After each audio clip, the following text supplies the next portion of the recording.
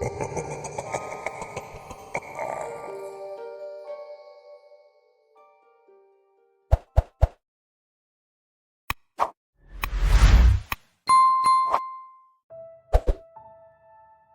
started out as just a routine night on the job as a park ranger, or more specifically in my case, just a routine night on the job as a park ranger in Arizona. It was a job I loved, as I had been on the team for years, and I had no reason to want to change that. I adored the scenery, the desert canyons, the saguaro cactus that dotted the horizon, and everything that came with it. I even loved the job at night. In fact, I especially loved working at night. That's my favorite time to patrol the park. There had just been a recent series of dust storms in the area, so the park had been closed for several days, and tomorrow was the first full day back. Our job today had been to prepare for the reopening, and we had been tasked with double-checking the park to make sure nothing was amiss or out of place. And, lucky for me, I had gotten the chance to patrol the area as night was settling in. I had just rounded a corner and was straightening my Jeep out on the road when I noticed something looked slightly out of place. I'd been on this stretch of road literally 1,000 times by now, but thanks to the huge dust storm, the nearby canyon wall had been swept clear of dust, and now you could see that a section of rock wall had been removed and replaced with something else. So I immediately pulled over, turned on my flashlight, and hopped out of the Jeep to investigate. It didn't take long to see that this wasn't some random gap in the canyon wall, but a man-made opening that had been boarded up many years ago. The wood was badly damaged and weathered by the elements, and it had only been the years of sand and debris that kept it hidden this long. I felt a ripple of excitement as I held my flashlight up to it. From all the years I've been on the job and lived out here, I was pretty sure this was the opening to a mine. Not only had I seen plenty in my time out west, but part of the land that was now the park had belonged to a mining company. There had been rumors there was a mine under the land, but nothing had ever been found or confirmed. Until now, and I made it official by using my Jeep radio to let my colleagues know my location and what I'd found. The ranger base radioed back they had received my message and were sending some of my colleagues to help investigate with me, and I should wait until they arrived. I confirmed I understood my instructions, and then I returned to my Jeep and waited. My fellow rangers arrived relatively quickly, and once they had their flashlights in hand, we all carefully approached the badly boarded up entrance. There were now 4 of us: Holly, Christian, Fletcher, and myself. The wooden beams were barely held in place by rusty nails and were pulled off easily. Once they were all laying cast aside on the rocky ground, we shined our flashlights into the now exposed entrance. Now there was no doubt it was the opening to a mine. The wooden beams lining the walls and the rusty track lining the floor confirmed this had been used in mining. Since I had been the one to find this place, my fellow rangers let me do the honors, and I led the way into the dusty and arid tunnel. The tunnel went on for about a mile until it passed by an open section of rock wall on our left. It was jagged and rough, but we could just see that it led straight to a mine shaft many stories below us. But when we looked straight down at the mine shaft with our flashlights in hand, I almost recoiled in shock.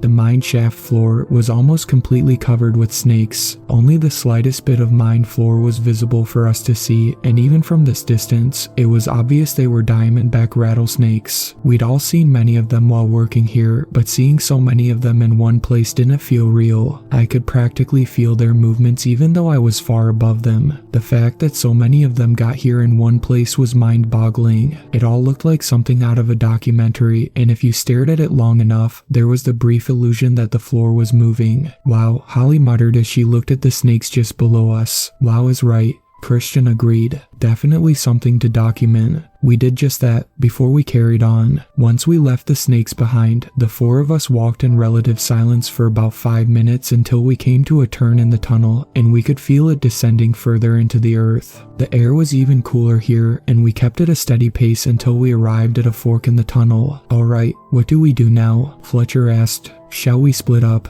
Christian suggested. Works for me, I said. I'll take the left. I'll go with you, Fletcher volunteered. Cool, then we'll head this way, Holly nodded. Once we radioed the base what we were doing and got confirmation they understood, we proceeded. When Fletcher and I headed down the left tunnel, Holly and Christian disappeared behind the dense rock wall separating the tunnels, and that was it. Fletcher and I walked at the same pace as the left tunnel veered far off from the path we'd been going down. After twisting sharply to the left, it evened out until we found ourselves in a narrow cavern that led to a dead end. With my flashlight in hand, I took a closer look at where we were. The ceiling was dotted with stalactites, and the ground was covered in sand and a few rocks. Fletcher was right behind me as we quietly checked everything out. I was just about to say we should go back when I saw right in the corner there was a section of wall that was a bit smoother than the rest. When I took a closer look, it appeared like a bit of the floor was boarded up. "Come over here," I called to Fletcher. He immediately walked over to where I was looking and saw I'd found something. After we both took a moment to look at it, we were able to see it was a trapdoor and there was a rusted handle in the middle of the wooden frame. "Shall we give it a try?" Fletcher asked.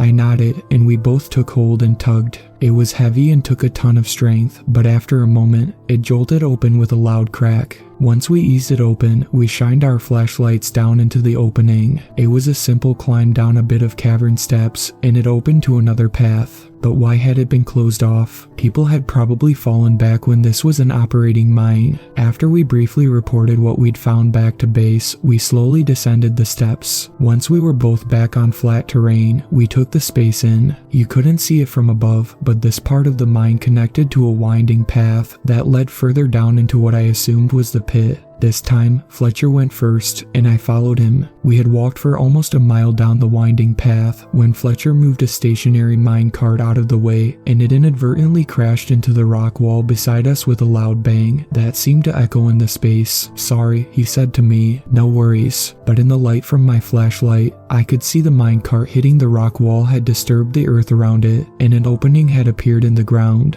And moments later, I could see shapes coming out of it. I immediately recognized them as Arizona bark scorpions, and they were crawling out of the wall at a fast pace, and before too long, they had completely covered the space separating Fletcher and myself, especially because we had both been in the job long enough to know you didn't want to get stung by one, much less the dozens crawling out, so we immediately backed up and away from each other. "I guess I'll go this way, and you keep going that way," I said as I pointed to the other way the tunnel went. "Sounds good. I'll catch up with you." And with that, I was back on my own. I followed the path in the other direction, and before too long, I came to another end, but this time, it was marked by a huge pile of rocks. When I got close, I could feel the breeze coming from somewhere, so I knew this led outside. So I slowly started removing rocks, and before too long, there was a narrow path for me to climb through to reach the other side. And once I put my flashlight back on my belt, I started to climb through the rocks and feel my way through. Moments later, I was in the pleasant nighttime air again. The breeze felt amazing after being in the dusty mine for so long, and I took a moment to get oriented. I was far away from the park now, and I was in the middle of a rocky canyon overlooking the desert terrain a level below. It was an incredible sight.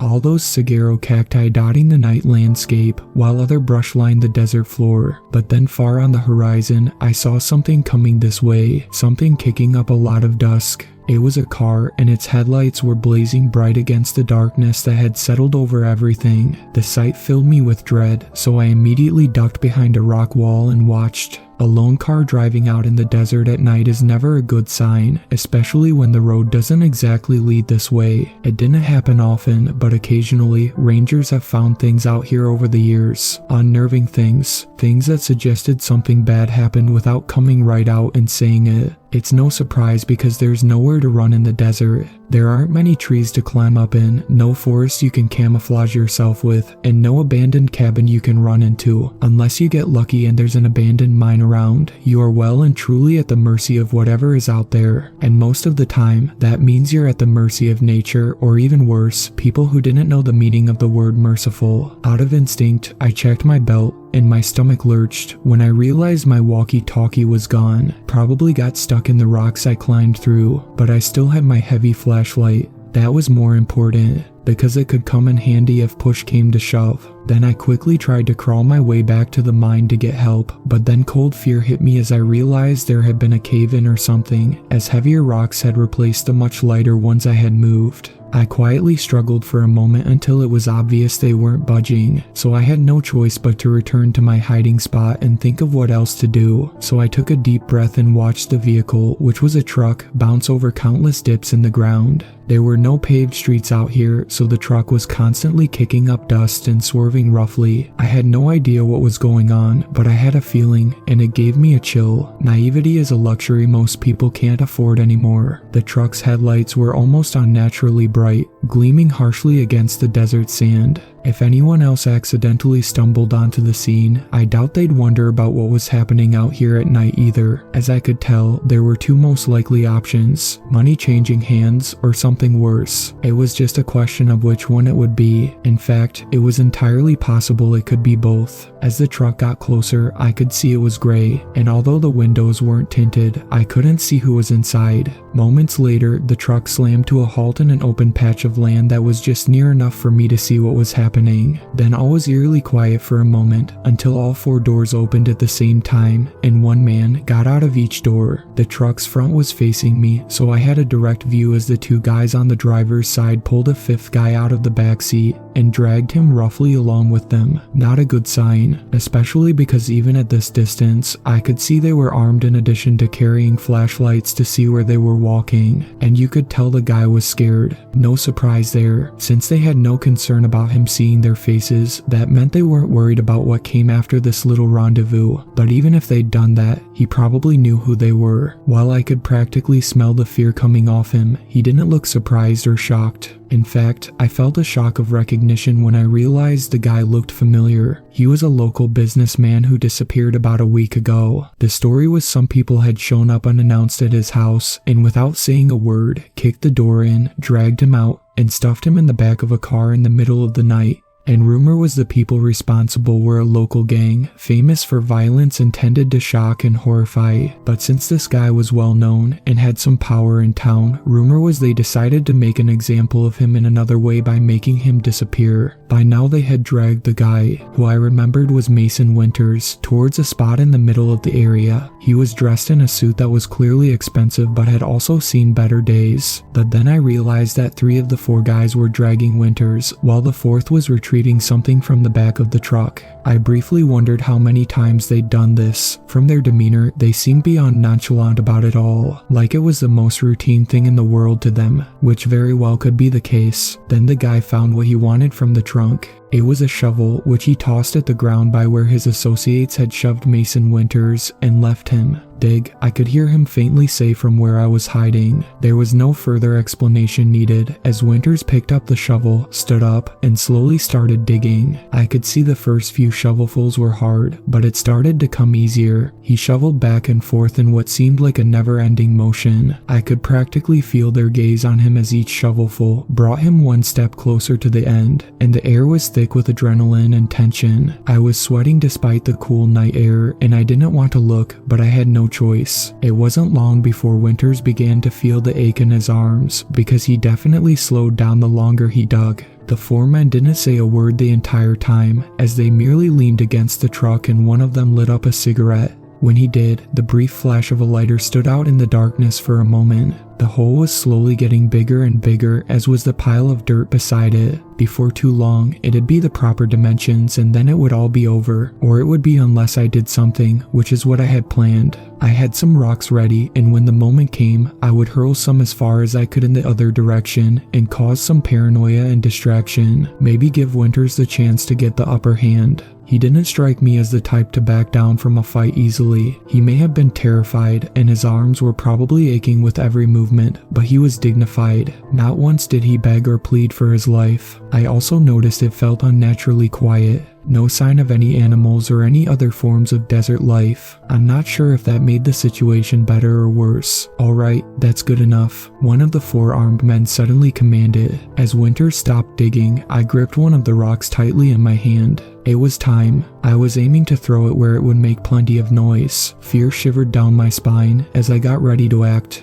But just as I was about to throw, there was a sound from somewhere out there in the desert. Something between a snap and a crack, and the suddenness of it after the deafening silence was disconcerting. What was that? The one who told Winters to stop asked. He was about medium height, and he had an athletic build. No idea, come with me and look. The driver nodded at him. You two, watch him, he said to the other two gunmen while pointing at Winters. The two of them headed in the direction the sound had come from, while Winters stood in front of the hole with two pairs of eyes on him. From where they were headed, it looked like the sound had come from behind a small canyon covered in sand. What the hell? I heard the driver ask after about 3 minutes. Was all that other guy managed to get out before I heard a deafening roar that was immediately followed by the sound of gunfire and a blood-curdling scream. The other two gunmen watching Winters immediately jumped and ran to check out what was going on. Winters grabbed the shovel again and watched from behind the mound of dirt as the two men ran to where their partners had been, only to be stopped dead in their tracks as the driver sprinted towards them, his clothes and face splattered with blood. Run for the truck, he screamed at them, but before he could lead them in that direction, something grabbed him from behind and dragged him out of sight while he thrashed and screamed. The flashlight in his hand lay there motionless on the ground, casting a beam onto the sand. The two remaining gunmen also dropped their flashlights as they tried to honor their instructions and sprinted towards the truck, any thoughts of Winters long since forgotten. They were halfway there when something stepped in their path. I watched in shock as a shape on 4 legs that seemed to loom out of the darkness launched itself at them with a ferocity I had never seen before. Like anyone, I had heard stories of what creatures may lurk in the desert. I hadn't given it much thought as an adult because there were many more pressing monsters to be afraid of. Who has time to worry about a monster that may or may not exist when you are surrounded by monsters you know exist? Winters audibly gasped at the same time both gunmen yelled out. One tried to aim and fire his gun, but the creature stood on its hind legs and slashed his arm with claws that looked lethally long before he could fire a single shot. He let out a wail of pain as he fell to the ground. The other one tried to keep running to the truck. I could hear his heavy breathing as he panted, but he was no match for the creature. It pounced on him and sunk its teeth into his neck, silencing him instantly. Meanwhile, his associate was still crawling on the ground, trying to get to cover in the truck. In the blink of an eye, whatever that thing was landed on top of him, and after the gunman briefly cried out, he went quiet. Now it was silent again, and the only source of light out on the desert floor was the discarded flashlights. But that thing was still out there because you could occasionally hear movement coming from the darkness. Winters heard it too because he stayed hidden behind the massive dirt pile and kept quiet. Good move. An eternity passed before I heard what sounded like footfalls going in the opposite direction. Then it was gone. Winters noticed the same thing because he peeked out from behind the dirt mound and saw there was no sign of that thing. No doubt he was feeling painfully exposed out there in the middle of the desert more than ever. Then, somehow, the feeling in the air returned to normal, and the desert felt more like the desert once again. I couldn't tell you how or why it happened, but something shifted in the air, and now this felt more like the desert I'd spent an incalculable amount of time in. So after I cleared my throat and tried to shake off the shock of the situation, I stood up and called out, "Hey Winters, over here." He turned to look at me so fast it was impressive. I had no doubt the poor guy was on edge, but I thought that was better than sneaking up on him. "Who are you, and how do you know who I am?" He yelled back to me, "I'm a park ranger, and I've seen you all over the news. How did you get out here?" "Found a hidden mine shaft, and followed it here." He paused while he took this in. "How long were you up there?" "Not long. I got here right before you arrived." He began. "Did something come out of nowhere and attack my unwanted visitors?" "Yes, I thought so, but I wanted to check and make sure I wasn't hallucinating or something. Saying I'm lucky that thing showed up doesn't even come close to describing it. I was gonna cause a little diversion if it didn't. My walkie-talkie got lost in the mine, otherwise I would have called for help." "I appreciate that. On that note, do you mind lending me a ride?" I pointed to the truck that sat there silently. "No problem. Come on down and we'll get the hell out of there." He didn't need to say anything more. Now I felt better about turning my flashlight back on as I walked down from where I was to the truck. I still felt the adrenaline running through my body, but it was more muted. Plus it was nothing compared to how Winters must be feeling, so I just put one foot in front of the other and walked towards the truck. While I was far less worried now, I did keep my eye on the truck and paid attention to my peripheral vision as I approached Winters while I walked through the cactus-lined sand. Eventually, Winters was in front of me. He studied my appearance, obviously checking my uniform. After a moment, he held his hand out in front of him and we shook hands. I could feel how raw they were from digging, but he didn't flinch for a moment. "Nice to meet you," I said sincerely. "Likewise. Shall we get this show on the road?" "Absolutely," but then I paused. "Is it alright if I drive?" Winters didn't say anything, but I could feel him thinking over my request. After what seemed like a long time but was probably less than a minute, he chuckled. "Sure thing. And smart man, I would have asked the same thing. You may have an idea of who those men are and why they took me, but you don't know specifics and have no reason to trust me or where I might take you. By all means drive. I'm just happy to get the hell out of here at all." With that, I hopped in the driver's seat while Winters climbed in beside me. I wasn't surprised that the keys were still in the ignition. They had no reason to even consider removing them. As I briefly checked the truck, I could see bits of stuffing coming out of the upholstery in the back seat. But the truck started without any difficulty and I slowly pulled out of there. As the area faded away in the red glow from the taillights, I watched the dust being kicked up in the truck's rearview mirror. What was left of the four men who came out with Winters laid sprawled out on the ground, completely motionless. After a few minutes, the sight had nearly vanished in the rearview mirror and we were well on our way towards the road back to town. "You want to know exactly what happened?" Winters asked after being quiet since we got in the truck. Of course, the reason for my disappearance and the little ride out here was that I wouldn't pay money to some people who claimed I should for my own good. "Do you know why?" "I have an idea." He chuckled. "You seem perceptive, so I'm sure you do. It's all very simple. As a businessman, it's all a question of value. Paying money is absolutely pointless if they keep raising the price, or there's absolutely no guarantee of safety in it. When there are 1,000 other people just waiting to take over turf, or already in the area also demanding payment, it's a complete waste of money, especially since I have no family in the area, so it wasn't like these people could use that as leverage against me. I'd learned to live with death a long time ago. It's like an old friend you've been expecting to show up to a party you're having. Sometimes he's early, sometimes he's late, sometimes he's right on schedule when you expect him, but he always makes a call. But like any party guest, most of the time you can't help but be nervous when he's about to come knocking. There was a lot of sense in that, so the two of us sat in comfortable silence until the vast terrain of the desert was behind us and we were almost back to town. Right before I reached the road, he turned to me. "What exactly did you plan to do if that thing hadn't shown up?"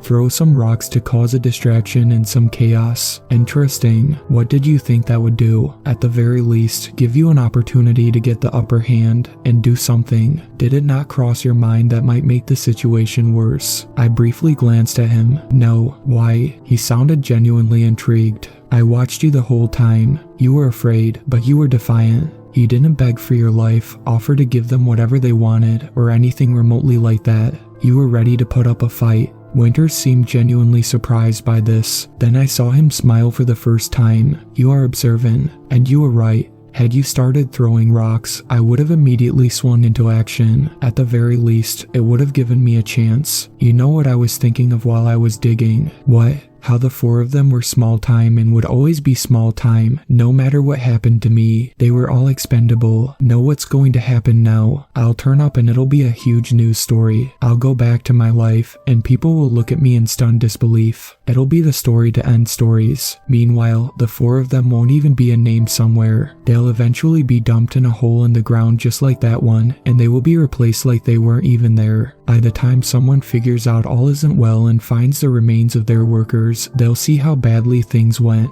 Odds are very good they won't even get near the place because the cops will get there first, but everyone will know something attacked them without so much as breaking a sweat. And it's still out there. That'll be the story." I had no doubt that was true, all of it. So I drove to the police station and escorted Winters in, where we told them the story of how I got there and what happened. They brought us some coffee and contacted the ranger station to let them know everything was alright, but I'd be a while. It wasn't the worst way to spend an evening, as Winters and I got to share a pizza and some other food from a restaurant down the street. Everything Winters said came true, and his miraculous return was the big story in town. In the meantime, I went back to work, and the mine was fully explored and documented before it was properly closed off for safety reasons. The thing that was out there that night was never seen again by me or anyone in the park. If anyone else saw it, I didn't hear about it. but that didn't mean it wasn't out there. The desert has always been a place of mystery, especially at night.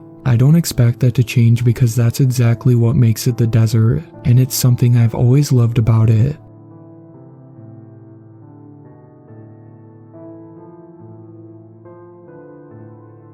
I didn't know what to make of it at first. Just subtle, almost inconspicuous changes in my everyday life, yet they left me with a nagging feeling I couldn't shake. As a park ranger, I'd been working these trails for years, and I knew every inch like the back of my hand. But on random occasions, they seemed different, as if the very earth beneath my feet had shifted slightly, just enough to set my nerves on edge.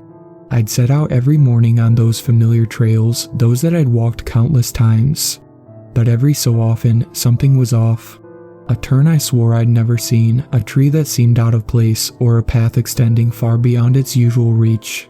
It was disorienting, as if the very fabric of the park was shifting when I wasn't looking. Looking back, I still can't recall when exactly it all began, and I don't consider myself paranoid. But in hindsight, I have to wonder if a little of that could have changed anything for the better.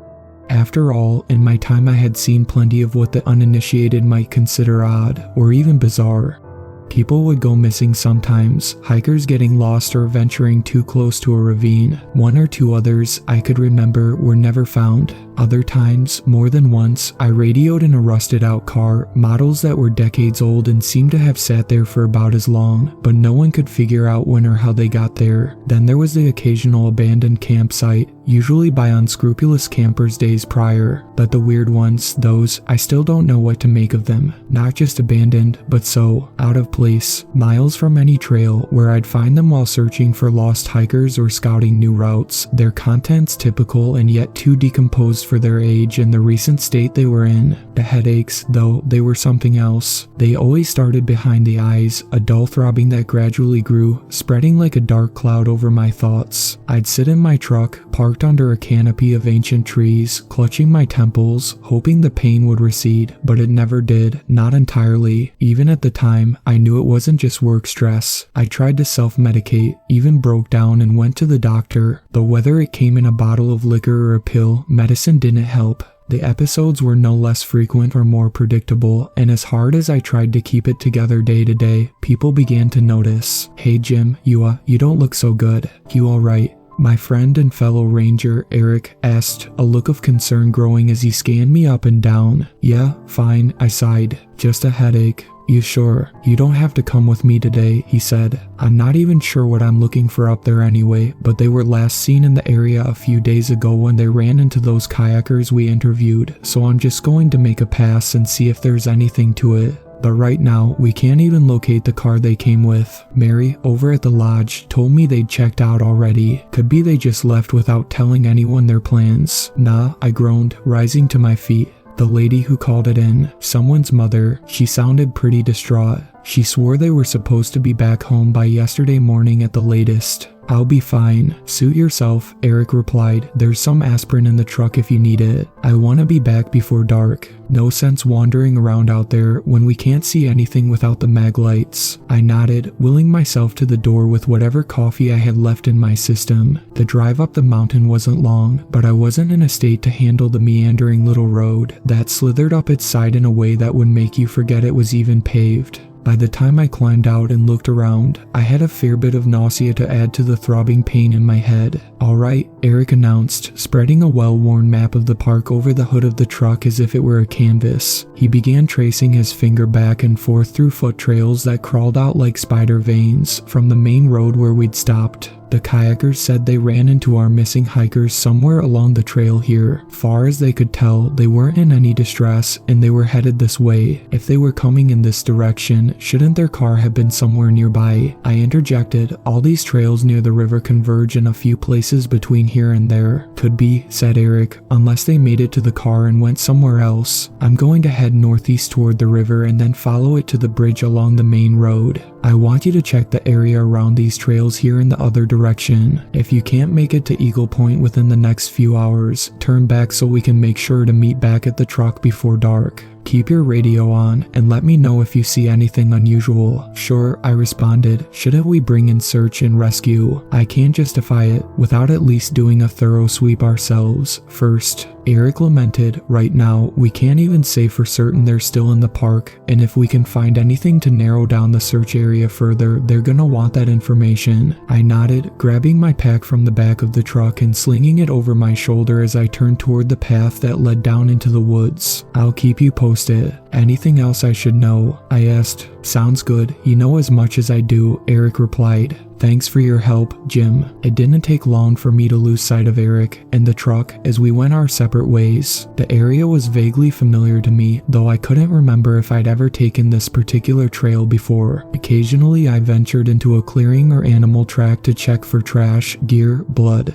anything that might indicate a human being had recently been there. Nevertheless, I couldn't shake the feeling. Eric was right about the couple I was looking for. Maybe they really did just leave. If they were missing, who's to say they weren't stranded somewhere along the old highway leading out of the mountains and back to civilization where the state police should be searching for them? I mean, we had reported the case as soon as it came in, but as far as the cops knew, there's no sign they'd returned from the park. My thoughts were interrupted by streams of light penetrating the dense forest. I could hear the river in the distance and wondered how Eric was getting along. I should have been getting close to Eagle Point by now, at least according to the GPS, but something was off. The trees themselves began to take on a spectral quality. Their leaves shimmered with an eerie, unnatural light, like a translucent veil concealing a hidden world. I stumbled upon an ancient, gnarled trunk, its bark festooned with grotesque shapes that seemed to pulse and writhe. The vegetation around it was unlike anything I'd ever seen before. I can best describe it as both dead and alive, a grotesque mockery of nature. It was then I realized I couldn't hear anything. No birds, no insects, not even the wind.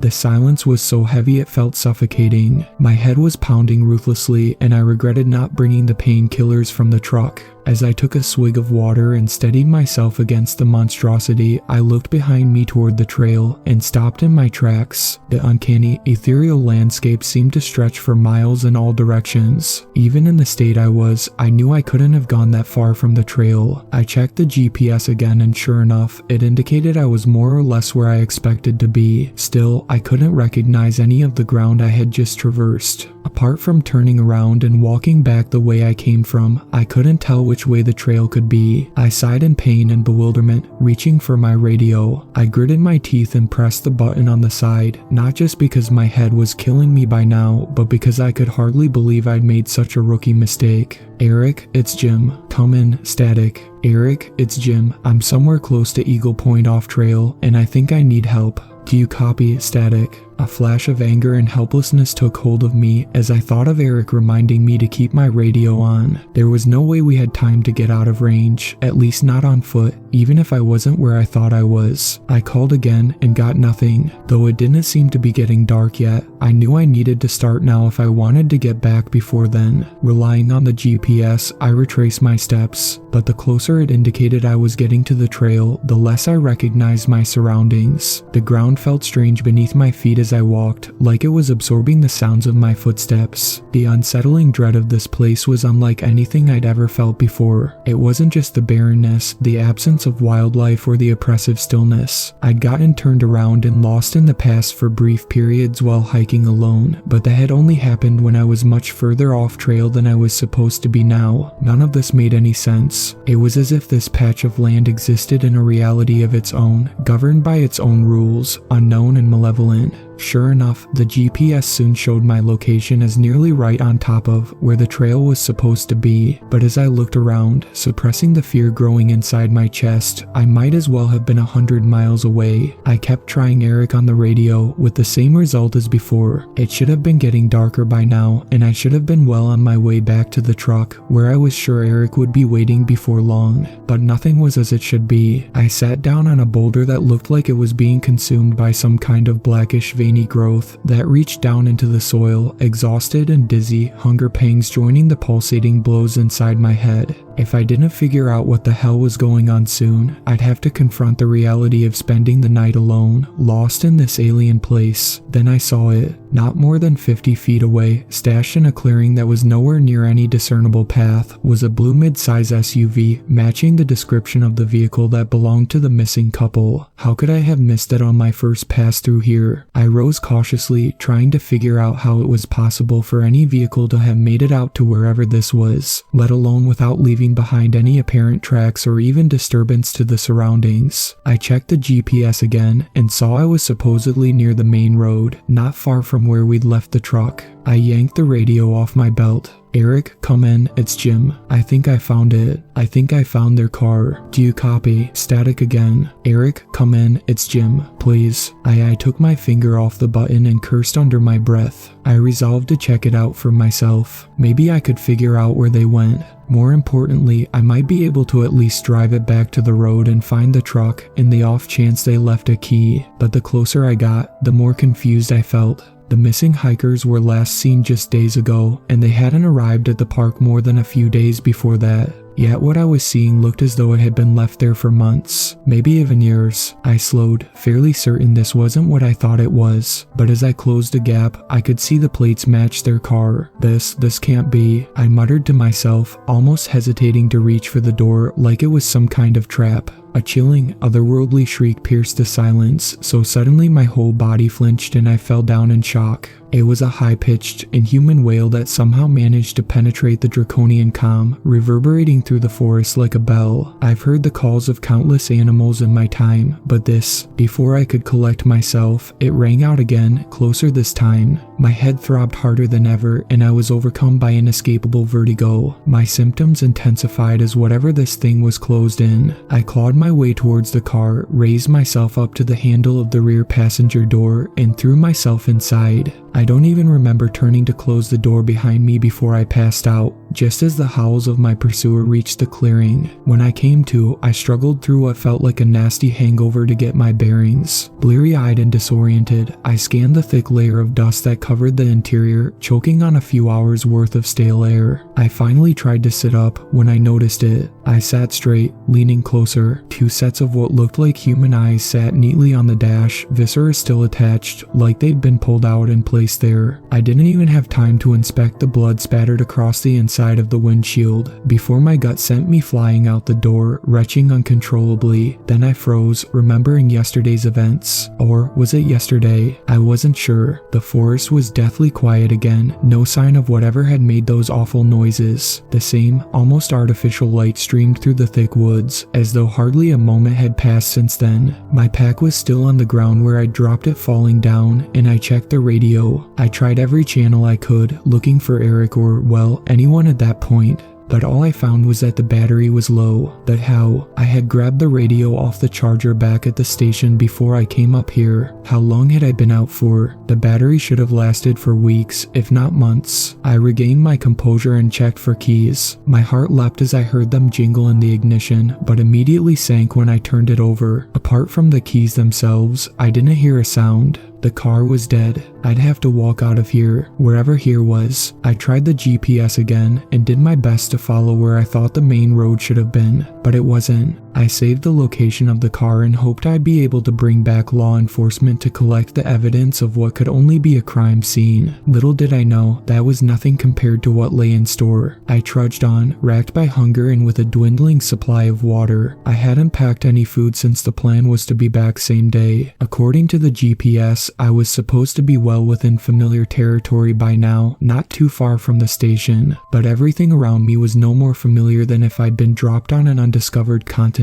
Fluorescent mold-carpeted patches of the earth, like blood spatter under a black light. Everything around looked to be in a state of death and decay, yet alive and pulsing with a synchrony that made me wonder if it was just my head or the earth itself. No matter how far I walked, I never saw or heard a single living thing nor any sign of a trail or pathway. I made a beeline for the station, but never seemed to get any closer. All the while, there was that growing sense, gnawing at the edges of my consciousness, that someone or something was watching me. Strange marks and patterns were etched, no, burned, into the trees, symbols symbols that defied all understanding, yet eluded the hidden meaning. I tried to focus. I had to keep going, somehow. Something terrible had happened to those hikers. In one way or another, I had to get splat. I staggered and lost my balance on something slippery and wet as a viscous mass hit me in the head from above, toppling me to the ground. Dazed, I raised my hand to my face and gagged, seeing the foul mucus that now coated it in a thick layer. More of the same ran down my face and back, and I struggled to wipe it from my eyes. I reached out to steady myself against a tree so I could stand. Or rather, what I thought was a tree, what should have been rough bark of some variety, instead had a fleshy texture that gave way under my grasp. I jumped up, startled, when a cacophony of groans seemed to emanate from it in a crescendo. I pulled my hand away to see deep red rivulets mixed in with the mystery goo. Reeling back instinctively, I saw where it was all coming from. This tree was more like a profane amalgamation of what looked like human body parts, twisted and smashed together into something like a tree. Arms, legs, torsos, even heads with mouths agape that were likely the source of the haunting sounds. The disgusting mass seemed to recoil in kind, sending even more of the mucus oozing off its branches and down the trunk I had just leaned on. I stumbled over a small square object that slapped wet against the mossy fleshy surface of the ground and contrasted with its fluorescence. A wallet. I bent to pick it up and could just make out the name on the ID inside. It belonged to one of the missing hikers. I choked down bile as the implications sent my stomach heaving all over again. In my state of shock, only one thought kept running through my mind. I've got to get out of here. Hoisting my pack higher towards my shoulders, I grasped the straps and started running. I didn't know where to or how long I could keep it up, but everything I was seeing, what I could process of it anyway, told me I had to. Miscellaneous belongings were scattered all around. Backpacks, sleeping bags, tents, old cameras, trash, food, even a steering wheel and a tire, all in various stages of decay, littered my path as I ducked and dodged unimaginable horrors, like the tree that wasn't a tree, pools of blood-red liquid, creeping, writhing viscera, bushes of blinking eyes, and shrubs composed of what appeared to be antlers. Fur and rotting meat greeted me at every turn. The pain in my chest grew harder to ignore with each step, and my pounding head sapped any strength I might have had. My pack grew heavier and I slowed. I eventually collapsed to the ground in surrender as the load slid off, thudding on the ground behind me. The forest floor felt warm and inviting against my face as it sunk in like a pillow. The cadence of its haphazardly fluorescent covering seemed to hold my body in place as I willed it to move. The harder I tried, the faster my strength seemed to drain from me in waves of drowsy oblivion. The relief I felt when my headache began to subside was so sublime, I almost gave in for sheer gratitude in that moment.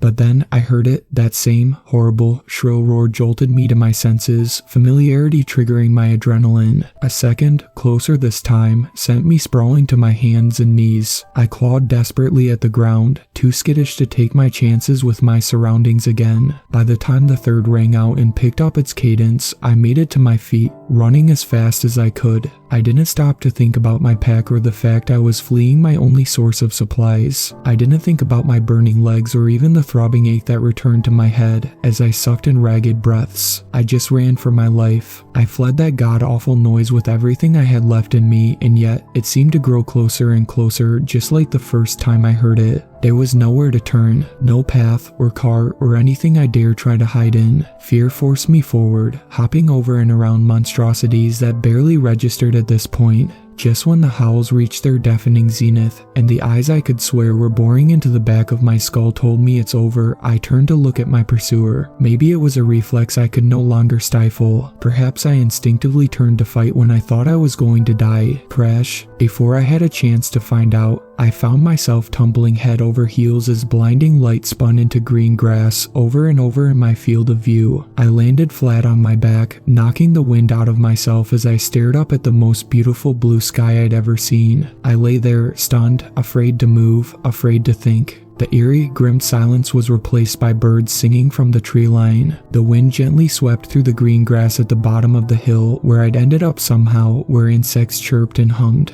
I rolled to my side, searching frantically for whatever had been chasing me. I looked all around, but just like the last time, whatever it was had suddenly vanished as quickly as it had appeared. With the immediate threat apparently gone, my body rudely reminded me of its condition. I hurt everywhere, and something was wrong with my skin, besides minor cuts and bruises. It was different. dried, almost leathery, cracked, and looser in places it shouldn't be. I felt more than exhausted, drained. Though my usual headache had dulled for the most part, I still struggled to get to my feet. When I'd steadied myself enough to notice the ranger station in the distance, I couldn't have jumped for joy if I'd wanted to. All I could do was start walking, slowly, painfully, but determined to get to safety at last. I looked behind me where I'd crash landed from, but it might as well have been the moon. From where I stood, there was no sign of anything like what I'd just gone through for what seemed like at least a day or so. Were it not for the intensity of my hunger and thirst, or the dried goop still stuck to my tattered uniform, I could have doubted it myself. All I knew for certain was that I could see the ranger station up ahead.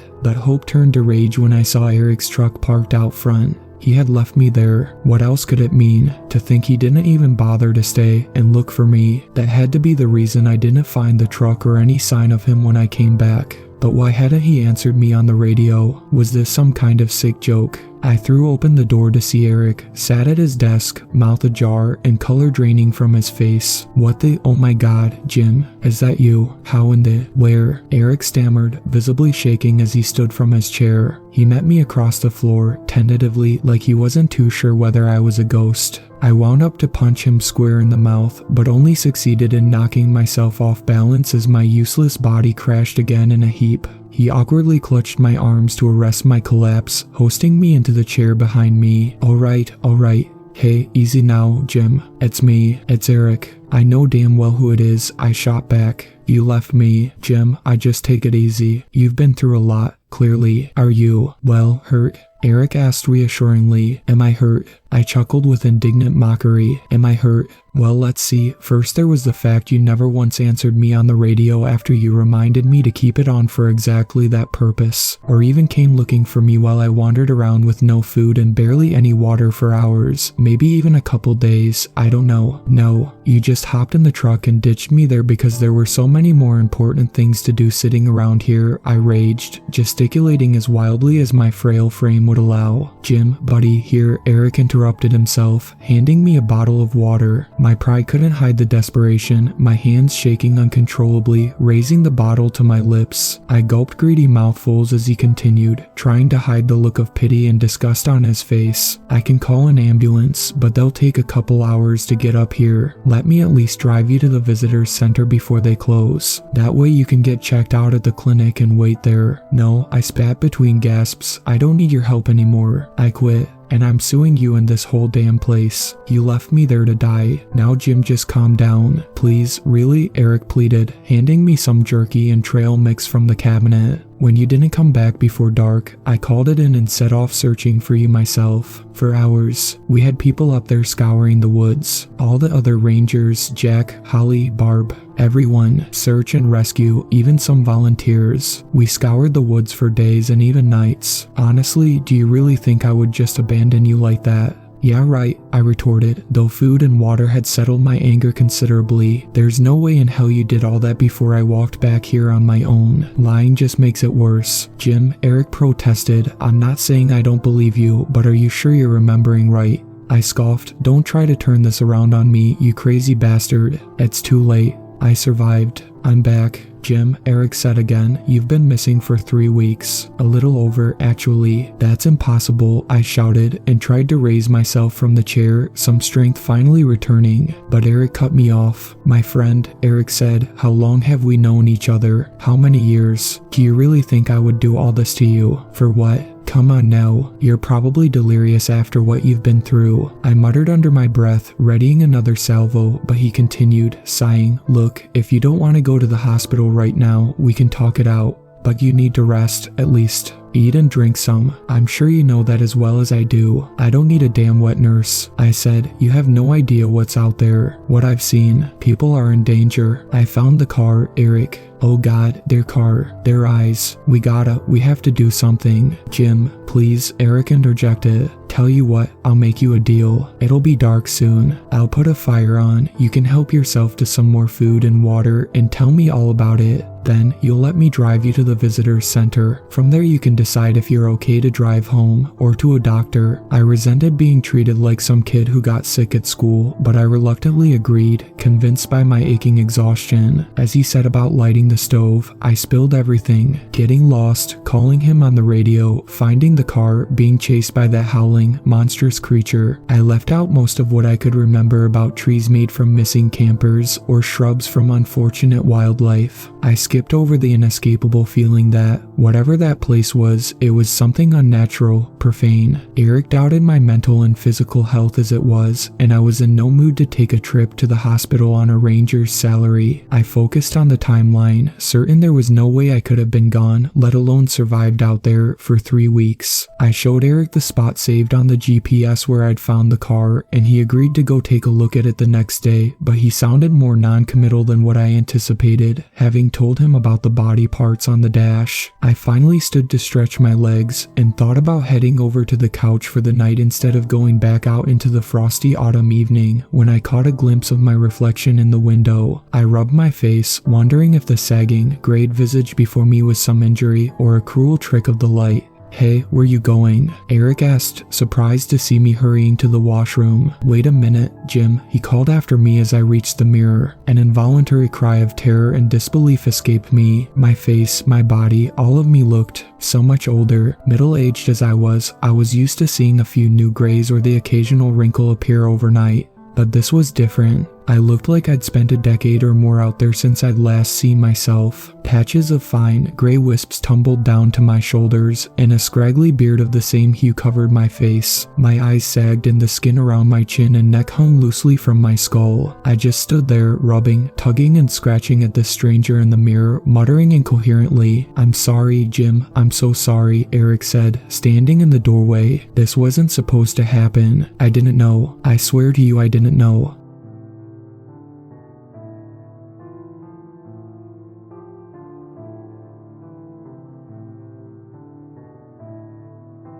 I've lived in East Tennessee for most of my life. Growing up, I'd hear old wives' tales and urban legends about strange creatures that roamed the forest. For the longest time, I thought what every other kid thought, that they were stories told to scare kids away from dangerous places so they wouldn't fall into a ravine or get lost in the massive wilderness. I never thought any of it was more than made-up stories. That's not to say I didn't spend my share of time with covers pulled tightly over my head when the wind blew branches against my window that happened to face the woods. As I grew older, I found myself gravitating toward the stories of strange creatures in the woods. That curiosity is what started me to investigate such things in my spare time. People around here seem to be obsessed with Bigfoot, as if he's some local celebrity. They tend to ignore or downplay other cryptids. I don't know why. With the hundreds of thousands of acres of unexplored and barely explored forest, it seems there's lots of space for anything that feels like making its home there and could be left in relative peace.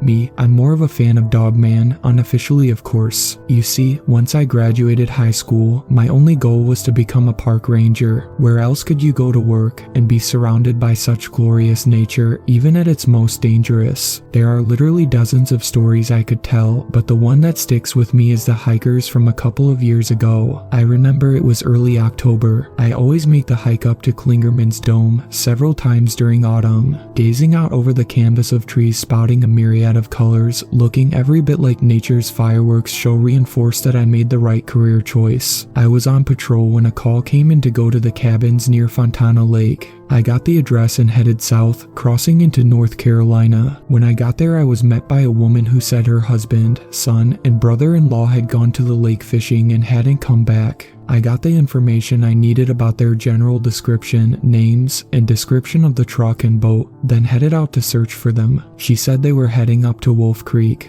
I called it in and told the station I would be driving down to Flat Branch to see if they went in the river there. It was a decent drive to get there, but then it was a decent drive to get pretty much anywhere out in the backwoods of the Smoky Mountains. When I got there, I found 3 trucks parked off to the side. 2 of them had empty boat trailers. I checked the description the wife had given me and it matched one of the trucks. I had a beginning point for my search. I walked up to the water and looked both ways, hoping to luck out. and find them coming in from a hard day's fishing. No such luck. There was a house nearby, so I walked over and asked if they had seen my quarry. The man said he had been out fishing himself yesterday and recalled seeing a boat like the one I described with 2 men and a boy in it. I asked him which direction they were going and he said west. I asked if he had a boat and could take me up to Wolf Creek. The man's demeanor changed from friendly to deadly quiet. He agreed to take me across the river, but not all the way to Wolf Creek. I accepted what I could get. After a quick jog back to my truck to get my backpack, he ferried me across and quickly left. It was a mile or so to the rural campsite I suspected they had camped at. I started walking along the edge of the river, keeping an eye out for them. It wasn't long until I spotted a boat sitting on the shore. I approached the boat, and it seemed to be the right one. Everything about this missing persons report seemed like just someone who stayed out later than planned. It was a little too easy. I would be very happy to find them sitting by a campfire about to pack up and go home. It didn't take long to hike to the campsite, but when I got there things stopped being easy. There were only 2 tents set up, but they both looked like someone or something had torn into them. I checked inside each one and found sleeping bags and general camp equipment strewn about.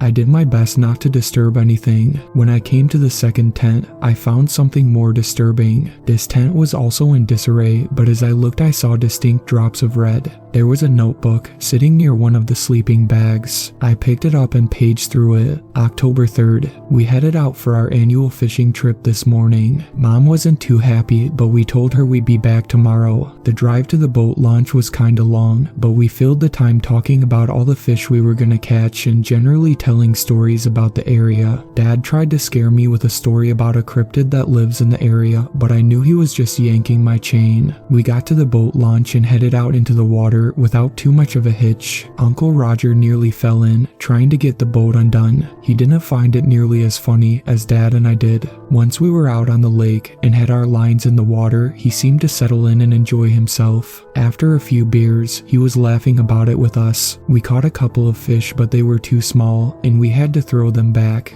Dad said he'd heard about a good spot up by Wolf Creek. We had better luck when we got there. Uncle Roger caught 3 largemouths and I caught 2. Dad had a big one on his line, but it got loose before we could net it. It was starting to get dark, so Dad said we should go to one of the rural campsites. We pulled the boat up to shore and tied it to a large tree, then took our gear and hiked to the campsite. There wasn't anyone else there, which Dad said was odd because the site is normally full. We unpacked and set up our tents, and Dad got a fire going while Uncle Roger cleaned the fish. We ate and laughed and talked until it was dark and we turned in for the evening. Dad said there was a better fishing spot further west, and he wanted to go there early in the morning before we headed back to the cabin. It's the middle of the night and Dad is playing a joke on me. I woke up for some reason and he wasn't in the tent. I could hear rustling outside, along with something pawing the ground and snorting. I knew it was Dad trying to scare me. He and Uncle Roger had been telling cryptid stories while we ate supper. I told them they weren't gonna scare me like they did last year. They just looked at each other and smiled.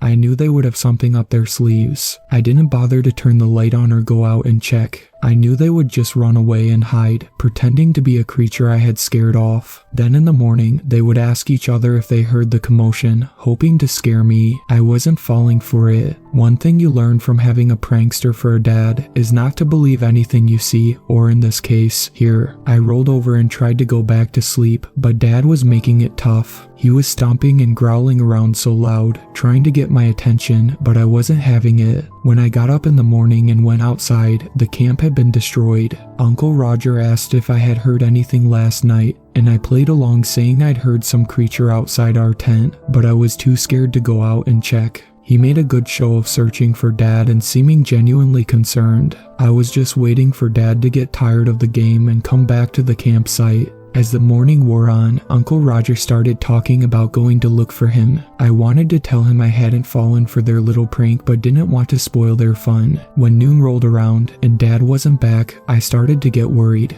Maybe he had fallen and hit his head on a rock or something. Uncle Roger was beside himself. He told me he would have already gone looking for Dad, but didn't want to leave me alone at the camp. We decided to go look for him. Uncle Roger found what looked like a scuffle, and we headed off in that direction. He told me to stay right with him as we struggled through the forest looking for any sign of Dad. I was starting to doubt that this was a prank. I was getting worried about Dad. The further we went, the more I realized how wrong I'd been. I wanted Dad to jump out and scare me just so I'd know he was okay. We walked around for hours searching for him, but we couldn't find him. I was beyond worried now, and I could tell Uncle Roger was too, but he didn't let on. He just kept saying Dad was probably already back at the campsite now. When the sun started sinking low in the sky, we gave up our search and headed back. Twice, we lost our way and had to double back to get to the site. There weren't many trails out here, at least not that people had made. When we got back to the site, I ran to our tent, hoping he would be there, but he wasn't. We ate a quick supper and turned in for the night. Uncle Roger promised me he would wake me up when Dad came back. October 4th. Uncle Roger never woke me. Dad didn't come back. I said we should call for help, but he told me Dad had the only phone. We were trying to decide what to do when we heard a rustling in the woods, and the birds went silent. We looked around for the source of the noise, and unfortunately, we found it. There was a thing coming toward us. It stood on its back hind legs, and its body made these loud cracking sounds, like its bones were snapping into or out of place, echoing all around us. This thing was huge. I literally froze. My body refused to move as this horror came toward us. Uncle Roger grabbed me and yanked me over behind his tent. We tried to hide, but this thing saw us and let out a massive roar. We were so close I could see blood on its claws and teeth. I prayed it wasn't Dad's. "What do we do?" I said. He put his finger up to his lips. It looked over at us and then went into my tent like it was searching for something. "Come on," Uncle Roger said. We snuck away from the monster as quietly as possible. We slipped down the bank of the creek and walked downstream in the water. "Where are we going?" I whispered. "There's a bridge downstream. If we're quiet enough and that thing loses our scent, we could hide under it and hope it goes away." I focused on walking as quietly as I could through the water. The sound of the creek was loud, so I was hopeful it wouldn't see or hear us. It seemed like forever until we reached the bridge. It was a small wooden bridge that spanned the creek, allowing hikers to pass over. There wasn't a lot of cover. We tried to wedge ourselves into the shadows at the furthest end of it. Time slowed to a standstill as I sat there on the uncomfortable rocks, shivering. Neither of us had our jackets on, and the sun had gone down, taking the warm air with it. I started to doze when I felt a nudge. I looked up and Uncle Roger was motioning me to be quiet.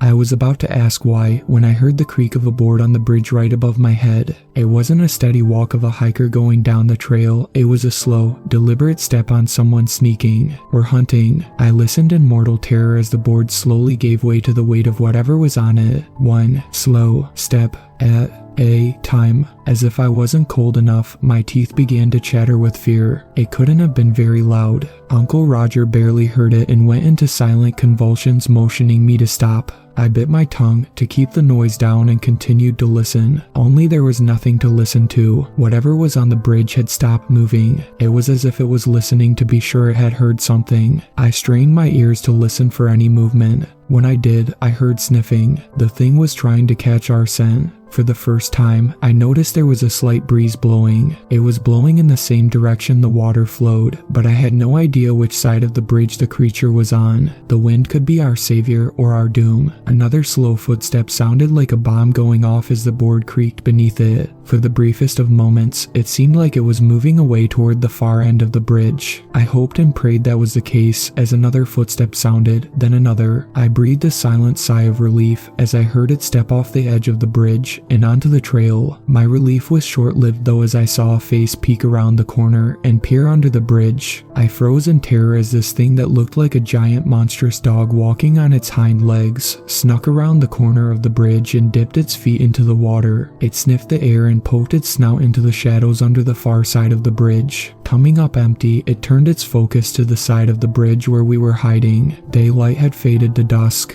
There was precious little light to see by. That was our only saving grace. The shadows were darker here, making us nearly invisible, but that was rapidly ending as the beast approached. My mind was vapor-locked. I had no clue what to do. Running would just give us away more quickly. It was looking like our only choice was to die. At that moment, I was 100% sure of what had happened to Dad. Hot tears streamed down my cheeks at the thought of my father being torn apart by this monster. As I prepared to die, I felt Uncle Roger lean over a little closer. He was right in front of me, and it was hard to see the monster. I saw his hand move down toward the ground and pick up a stone the size of his fist. I knew right away what was happening. He was trying to shield me. He would offer himself as a sacrifice to protect me. My tears redoubled, making it hard to see. The monster was almost on us. It hadn't acted like it knew we were there, but at this point, it didn't matter. A few more steps and all doubt would be removed. I saw it reach out with its terrible claws that nearly touched Uncle Roger's nose. This was it. Suddenly it stopped.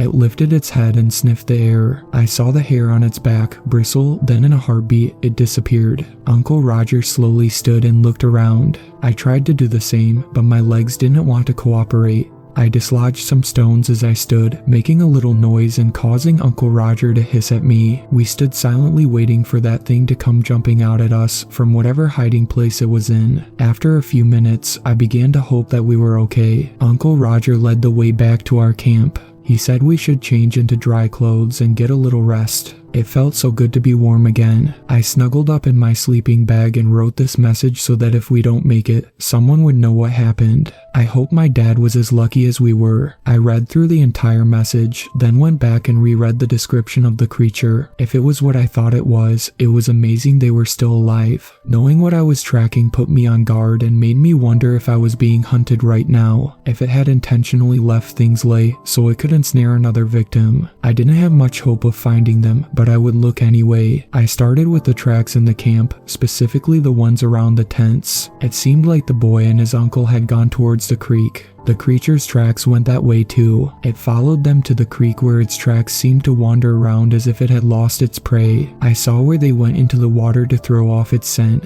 Smart move. I followed the meandering tracks until they came to a small bridge that forded the creek. The tracks went over the bridge, then through the creek underneath it. That didn't make sense unless they were hiding in the shadows. The creature's tracks made a sudden turn and went toward the trail, then up a hill, almost like something spooked it. If it was what I thought, I couldn't imagine anything spooking it. I followed the creature tracks up over the hill, then they doubled back and followed the creek from the top of the ridge. I noticed there was a good view of the creek. It didn't make sense to be going this way until I found myself back in the camp. It had put them right back in its sights. I was confused for a while. I couldn't find a second set of tracks where they left the second time. If the creature had slaughtered them at the campsite, there would be a lot more blood, but there wasn't. In fact, I couldn't find any proof they'd come back. Then it hit me. I went back and looked at the tracks again. There were a few here and there that were doubled. The boy and his uncle must have come back here after the bridge, then left again, the same way as before. The disturbing thing was I still hadn't seen any tracks of the father. I circled around the camp slowly, looking for anything I might have missed. Eventually, I found a set of adult tracks leaving a tent and going to the edge of the trees. They stopped facing a tree. There was a dark spot on the bark a couple of feet up. This had the earmarks of a late-night bathroom break. But the confusing thing was, the tracks never returned, like he had stopped there to relieve himself and then just disappeared. I searched all around the tree when I made a startling discovery. There were spots of blood farther up on the bark. I circled out further from the tree and found my terrible discovery, tracks of the creature with drops of blood beside it. My marrow turned to ice at the implication. I followed my new trail hoping I wouldn't find what my mind was telling me I would. I tried to report to the station on my radio, but strangely all I got in response was static. I knew there were areas out here that didn't get good reception, but I didn't think this was one of them, right near a posted campsite, just off a trail. I decided I would try again later. I adjusted my backpack and started off after my prey. As a precaution, I pulled out my sidearm and made sure it was loaded. It seemed like a silly thing to do, but when dealing with a dangerous alpha predator, it's best to make sure you're ready to shoot. My hand shook a little when I put my gun back in its holster. I knew this was dangerous. I knew it would be just as easy to go back to the station and let search and rescue take care of it. But I also knew that there was a man who was in the clutches of a deadly creature and he was losing blood. I didn't have time to waste. I followed the tracks as best I could through the brush and fallen trees. I would lose the trail sometimes only to pick it up again when I found a few more drops of blood. The tracks ran along the base of the hill heading west until it came to a stop.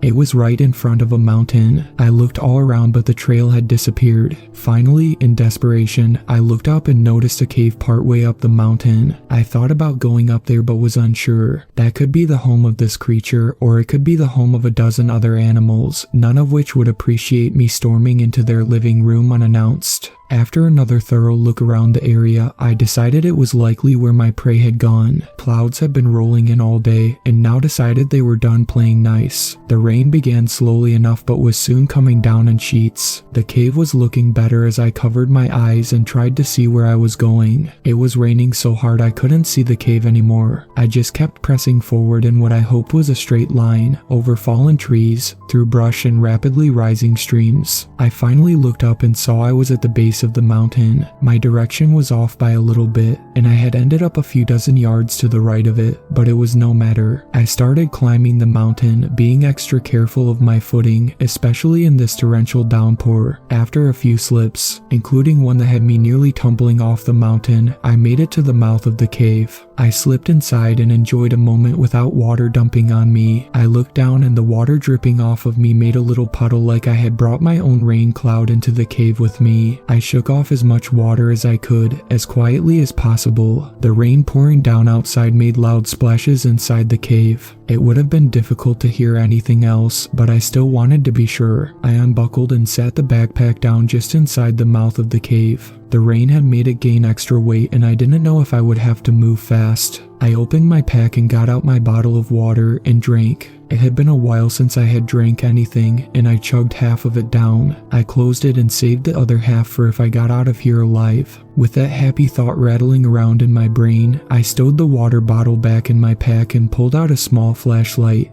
I turned it on while pointing it at the floor. The bright beam illuminated the cave. It was large as caves go. I could stand up in it and not reach the ceiling. There were many boulders and stones. It wasn't a smooth floor. The walls were rough. There weren't any cave drawings in here. I walked slowly. Each step felt like I was closer to my doom. I pulled out my gun and held it tightly, the sense of foreboding thick in the air. Two thoughts impressed themselves on me. Firing a gun in here would probably deafen me, and the stench was horrific. It smelled like an open sewer in the middle of August. As I crept deeper into the cave, the sounds of the rain diminished, replaced by an eerie silence. I could hear the step of my feet, my breathing, and my heart pounding. I was seriously considering turning around and leaving when I saw something ahead of me move. It was big, at least as big as me. I dove against the wall for some cover, forgetting that I was holding a bright light in my hand, so it didn't matter if I tried to hide as long as the light was on. I pointed it at the floor but didn't turn it off. I heard a shuffling sound getting closer. I was tempted to turn off the light, but giving the edge to this creature was not a good idea. It already had the home field advantage. I heard it sniffing, but I couldn't see it yet. I decided to find out more by bringing my light up and shining it deeper into the cave. I got the shock of my life when my light landed on the creature and it was only a few steps away. It was big, at least 6 feet tall, and looked like a dog with a long snout. Only its body seemed elongated. It stood on its hind legs and had hands attached to muscular arms. Overall, it looked like a nightmare. It recoiled from the light and let out a growl. It was all I could do to keep from soiling myself. Without thinking, I pointed my gun and fired. The sound was deafening. My ears instantly started ringing. The creature roared at me, then turned and ran deeper into the cave. It had roared a mere few feet from me, yet I barely heard it. I stumbled and had to take a minute to steady myself. Then I started following it deeper into the cave. To this day, I really don't know why, other than needing to know if the hiker was alive. I looked at the ground to see if there was any blood, but there wasn't. I must have just startled it with the shot. That wasn't great news. I'd hoped I would have hit it and it was wounded. Just scared, meant it would be ready to fight when I saw it again. After all, I'm sure to the creature I was the invader and it was defending its home. I continued farther into the cave, shining my light and watching for any sudden movement. I had no idea where it was or if it was setting a trap for me. I felt a whiff of air and jumped back a split second before the claws sliced the air where my face would have been. I rolled and came up shooting, holding my light beside the gun to illuminate my target. I fired over and over, pointing and shooting without having the time to aim. I watched as it ducked every shot and ran with inhuman speed. Just before it disappeared from sight, I saw it skip a step as I fired my last shot. My hope soared that I had hit it at least once. I ejected the magazine and put a fresh one in, reminding myself that I only had one more and chastising myself for not being more careful with my limited ammo. I justified it by telling myself there's no use dying with a full magazine. I followed once again, nearly jumping for joy when I came to the spot where it had disappeared and saw a spot of fresh blood on the ground. I was hoping for more, but as I went, the drops were every few feet. Even though it didn't seem like much, at the speed it was running I was sure it had sprung a major leak. I followed the trail deeper into the cave. There was a chill in the air that made me shudder. My mind told me it felt like a tomb. My tomb. I shook off those thoughts and continued until the blood stopped. I shined my light on the small puddle in the ground beyond where there was no blood. My mind screamed at me that it was a trap. I shined my light all around, even on the ceiling, but I couldn't see it. I started backing out the same way I'd come in, my eyes darting all around in search of my prey. It hit me like a bulldozer going 60 miles an hour. It had come out of nowhere and rammed me in the back. I sprawled out on the floor, rolling to a stop. My flashlight lay a few feet away, and I had no idea where the gun was. The wind was knocked out of me. I tried to breathe but couldn't. I just lay there gasping for air. It slowly circled around me, growling and bristling. I knew it was going for the kill. I screamed at my brain to move, but my body refused to cooperate. I tried to focus on my breathing and regain mobility as it circled closer. I could see its breath chugging out of its body like a steam engine. I knew it was time. My arm was the first to recover. I slowly moved it toward the flashlight. It stopped circling just as I got a grip on the light. I saw the creature hunching to lunge at me. I clicked the light to strobe and aimed it at the creature's face. It screamed and clawed at the air as if it could fight off the light. I rose to my knees, keeping the light on it. When it turned away, I shined it around, desperately searching for my gun. I found it a few yards away and tried to run for it, but my body hadn't fully recovered and I fell flat on my face. My life in the balance, I didn't bother with the pain of my freshly broken nose. I crawled toward the gun with every ounce of energy in me. It seemed like an eternity until I put my hand on the grip and brought it to bear on the creature. It had recovered and was running at me full speed. I shined the strobe at it again and it veered away from the light. I stood and aimed at it, squeezing the trigger. I saw the satisfying impact of the bullet in its side and squeezed the trigger again, making another hole on the far side of its chest. I squeezed over and over, hitting it each time and watching it reel from the impact, but it stayed on its feet. It growled and charged as my slide locked back, showing an empty chamber. I shined the strobe in its eyes once more, but this time it just ran off to the other side of the room. I used the distraction to eject my magazine and load in the last full one. I released the slide and started firing immediately, hitting it in the hind quarter and leg, but not stopping it. I stopped shooting and forced myself to concentrate. I aimed carefully as it ran toward me, and at the right moment, I squeezed the trigger. It went down hard, squealing like a stuck pig. It thrashed and clawed at its face, tumbling over itself. Blood flew everywhere from its many gunshot wounds, but it still continued flailing about and squealing in pain. After a few minutes of this, it finally settled down and was still enough for me to see my handiwork. I had shot it in the eye. There was nothing left there but a bloody hole. I didn't dare approach it. I stood at a respectful distance and watched, my gun ready if it tried to make a move. Its squeals became moans, finally turning into a heavy sigh, and then it was still. I shined the light on it, feeling cautiously optimistic that this thing was no longer a threat. And then I remembered what I was doing here in the first place. I tried to get my bearings and proceeded further into the cave. My main thought was not only finding the hiker alive, but also hoping and praying there wasn't another one of those creatures here. I didn't have another fight like that in me. The path curved downwards until it came to a large open area. I shined the light around, looking for anything. Off in the far corner, there was a flash of red as I panned through. I approached it cautiously and found it was a jacket. Inside was a piece of meat that used to be a human being. His throat had been ripped out and his legs were gone. All that was left of them were some bones. The thing must have been working its way up, saving the arms and torso for later. The man's face was a frozen scream. I can't even imagine the horror of being dragged away from your loved ones, only to be murdered and eaten in some cold, dark cave. I wasn't even sure if he was dead when the thing ripped his legs off. I had to stop focusing on such things and decide what to do. If I left the remains here, there was no doubt some other animal would come by and finish off what the creature had started. I needed to try to get him to his family for closure and a proper burial. I bent down, trying to figure out how to carry him. A fireman's carry was out.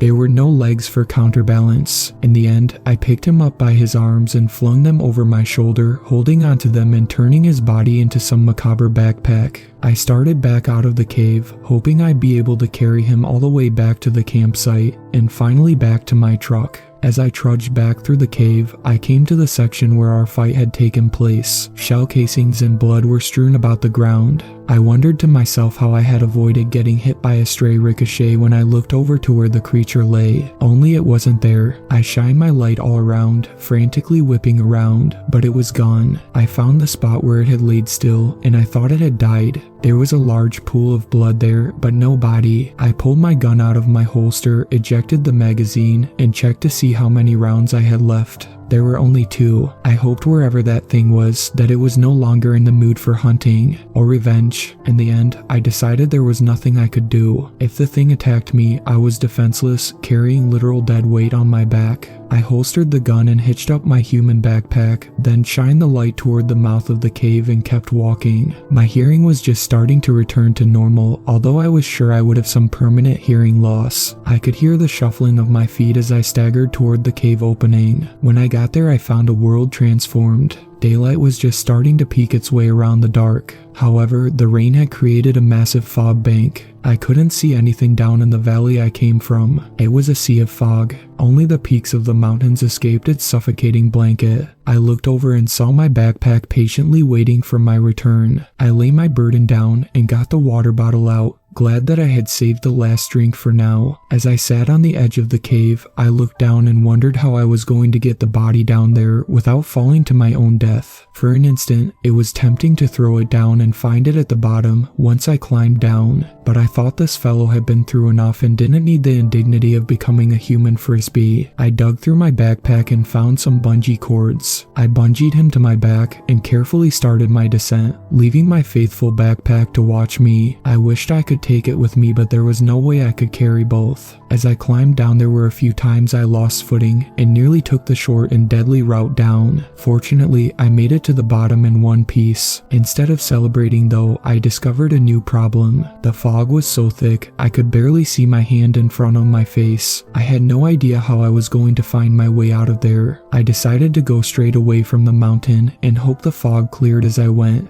The rain had turned the forest into a marshland. The ground was soft and the streams had overgrown their banks. I found myself wading through knee-deep water on more than one occasion. As I trudged along, hoping I had enough energy to get back without collapsing from exhaustion, 2 thoughts chased each other around my mind. Where were the other hikers, and where was the creature? I hadn't seen any other remains in the cave. If it had killed them, it hadn't had time to take them back to the cave yet. Perhaps my pursuit had forced it to retreat to its cave before it could properly retrieve its other bounty. I had kept my ears open for any sounds of it following me. The most concerning thing was the lack of forest noises. The animals and birds were strangely silent. Usually, that meant there was a predator nearby. In this ungodly fog, perhaps they were just sleeping waiting for it to clear. That sounded good. It gave me the false illusion that I wasn't in mortal danger from a wounded alpha predator bent on revenge. But I couldn't focus on that, or worry would drain my resolve to get us both out of there. I took a break from trudging and tried to get my bearings. I checked my watch and I had been walking for over an hour. It was late morning and the sun should have been high in the sky, but the oppressive fog continued to smother it. I looked around, but there was nothing to see except the dingy gray curtain of hopelessness. I was about to collapse and give up when I heard it, the faint sound of hope.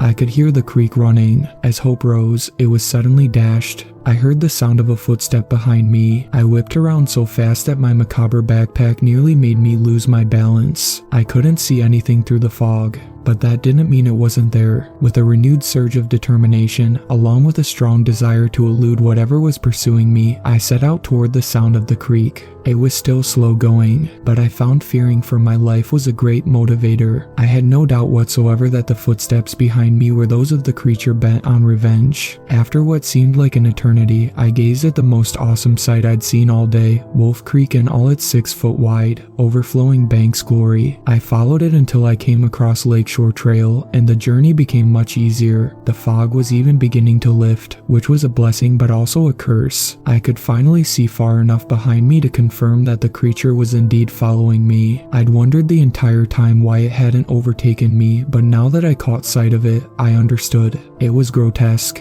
It looked like it came straight from hell. Its one eye socket was leaking gore, and the many bullet wounds covered it in blood. There were places where I could see internal organs trying to escape the body, and its right leg had a bullet wound. It limped severely. As I watched it, I wondered how it had made it this far, but then I looked into its remaining eye and saw intense rage burning. I knew I would die a horribly grotesque death if I slowed enough for it to catch up. We continued this slow pursuit of death until I reached the banks where Wolf Creek opened up into the lake. My energy was nearly gone. At one point I considered dropping my human backpack in hopes that it would feed on it instead of me, but then I would have failed. I came here to find this hiker and bring him back. The thought lit a fire deep within me. I came to the edge of the lake, with the creature a mere few yards behind me. I glanced around, hoping to see a boat I could flag down, but no such luck. With no other choice, I waded into the water. It was cold, but instead of refreshing me, it chilled me and sapped my little remaining strength. The creature entered the water behind me and seemed to be gaining. It got deeper to the point where I was no longer able to walk and had to start swimming. The far side of the lake looked like it was miles away, even though I knew it was much less than that. I swam for all I was worth, knowing at any moment I would be pulled under by the creature. My passenger strapped to my back wasn't helping either. The literal definition of dead weight every minute. I had to fight off the urge to dump him. When I reached the other side, I was exhausted. I lay there on the shore, waiting for the creature to disembowel me, but unable to move to defend myself in any way. With great effort, I turned to look back and see when my doom would come. To my great surprise, I saw it staring at me from the far beach. I guess it couldn't swim. I chuckled to myself as I lay there gathering strength for the continued journey back to the truck. Eventually, I got there. As I opened the door, for a fleeting moment I considered putting the hiker in the passenger's seat. But then I looked at the wet, gore-soaked torso and reconsidered, gently laying him in the truck bed. The drive back was long and I continually had to shake myself to stay awake. But eventually, I made it to the cabin. I stumbled up to the door and knocked once. "Oh my God," the woman said when she saw me. "Are you alright?" I hung my head. "No, but I will be after around 3 days of sleep. Unfortunately, I have bad news for you. I found your husband, but not your son or brother-in-law." A man and a boy came out of the cabin and stared at me. I instantly knew who they were and grabbed them both in a huge hug. "I'm so glad you made it out," I said, fighting back tears. Thanks," the man said, pulling out of my hug. "Who are you again?" "He's the ranger that came to look for all three of you," she said. "I don't understand. Your tracks were confusing," I said. I followed them down to the bridge, but then they went back up to the campsite. "We got some rest," the boy said. "Then Uncle Roger came and said we were going. We left everything and slipped away to the boat, rowed across the river and left." I smiled. "I'm very glad you did." He looked at me with expectant eyes. "You said you found my dad." My face fell. "I did, but it was too late." "So, I nodded somberly. "Where is he?" "He's in my truck, but you don't want to see that." Before I could say another word, he ran to the truck and looked in the passenger seat. A look of confusion fell over his eyes as he saw no one there, and then he slowly looked toward the bed of the truck. He stepped back and looked over the side into the bed. He instantly dissolved into tears and slid down the side of the truck sobbing. "I'm so sorry," I said to the woman and man. She grabbed me and gave me a hug. "Don't be," she said. "Without you, we wouldn't have known for weeks, months, maybe even years what had happened. We would go on looking with false hope. You've given us a chance for closure and to properly grieve." She released me and I wiped my eyes. I looked at the man and walked down to the truck. He followed and we gently removed the body and laid him on the couch, then covered him with a blanket. The boy followed us back to the cabin, but wouldn't look at me or anyone else. He sat in a chair and stared at the blanket covering his father's body. I knew I had done all I could, so I excused myself and started toward the door. I paused and said to the boy, "I promise I'll make sure that thing never hurts anyone again." He looked up at me, eyes full of tears, and said, "How will that help my dad?" His mother opened her mouth, but I held a hand up to silence her. I knew the boy was just hurting. I left without another word. On the drive back, I called the station and told them everything that had happened. Told them I was going home and calling off for the following day. After getting home and stumbling into a shower and collapsing in bed, there was only one thought on my mind. I would return to Wolf Creek very soon with more and bigger guns. I would end that monster if it was the last thing I did. But that is another story.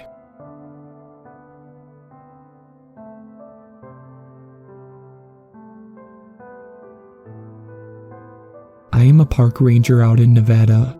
There was an old, abandoned mining town that sat a ways off the main road. The Park Service had claimed it a while back, but people were not encouraged to visit there. In fact, it was plainly marked with signs that said, "Off limits, no entering, danger." Hell, about the only thing they didn't do was build a moat around the place. Sometimes I wonder if they should.